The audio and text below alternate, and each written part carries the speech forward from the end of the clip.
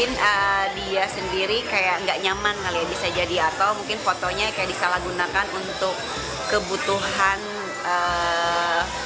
untuk followers dari yang orang upload foto sama timnasnya ini, jadi bikin dia nggak nyaman karena fotonya mungkin entah itu lagi ngapain atau mungkin lagi lukan atau ya apapun itulah yang menurut dia tidak enak dilihat gitu ya. Wajar aja sih dia ngomong kayak gitu. Aku pun kalau misalkannya ada orang yang pakai foto aku terus kayak fotonya itu yang bikin aku jadi ansi gitu kan, orang lu juga izin kagak, tiba-tiba lu post foto yang begini, aku juga pasti akan aku tegur ya.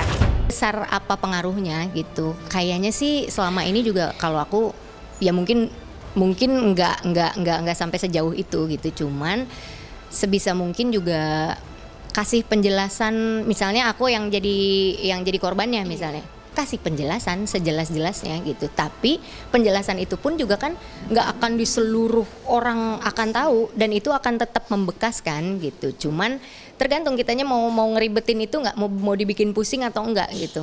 Jadi kalau enggak ya udah cukup jelasin sekali, udah cukup. Memang tak semua selebritas memilih menolak. Ada yang masuk ke permainan, mengeksplorasi sisi hiburan dari teknologi ini. Mantan penyanyi cilik Leony salah satunya. Ia tak mengkritik keras, tapi memandangnya sebagai wajar adanya. Semua perkembangan teknologi dari zaman dulu, itu tergantung kegunaannya.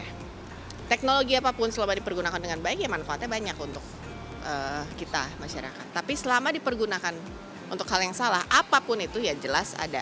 Kalau misalnya kita takut, ya udah kita balik ke zaman dulu aja nggak punya teknologi apa-apa. Karena semua teknologi apapun, dari zaman pager, handphone pertama kali, email, apa segala macam, semua ada resikonya. Dan akan selalu disalahgunakan sama emang orang-orang yang ya bejat aja, udah pasti disalahgunakan gitu. Jadi menurut gua kalau cuman ya ini ada teknologi baru lagi AI gitu, ya sama aja ketakutannya sama kayak dulu kita pertama kali punya Facebook, kita pertama kali punya sosmed atau digital informasi yang apapun. Jadi menurut gue selalu menanggapinya cuman ya namanya juga teknologi baru, tinggal akan ada orang yang mempergunakan untuk hal baik, ada orang yang mempergunakan untuk hal buruk.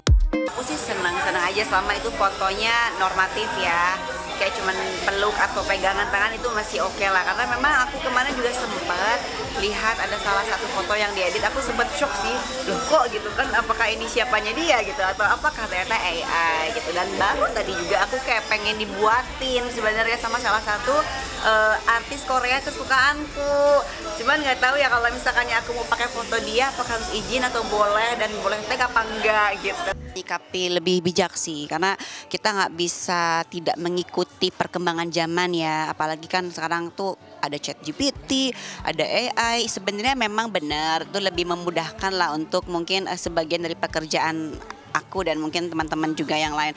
Tapi ada juga orang-orang yang memang memanfaatkan perkembangan zaman itu dengan cara yang tidak baik juga ada pasti. Gelombang AI tak bisa dihadang. Ia menimbulkan kemudahan dan bahaya sekaligus. Ketika wajah selebriti dan pada akhirnya wajah siapapun dijadikan bahan permainan, yang terganggu bukan hanya citra, tetapi juga rasa aman yang menempel pada identitas. Teknologi memberi kita kekuatan, etika memberi kita batas. Mari arahkan gelombang ini dengan kesadaran. Hormati tubuh, lindungi martabat, dan ingat bahwa di balik setiap foto ada manusia yang hidup nyata, bukan sekedar piksel untuk dijadikan mainan.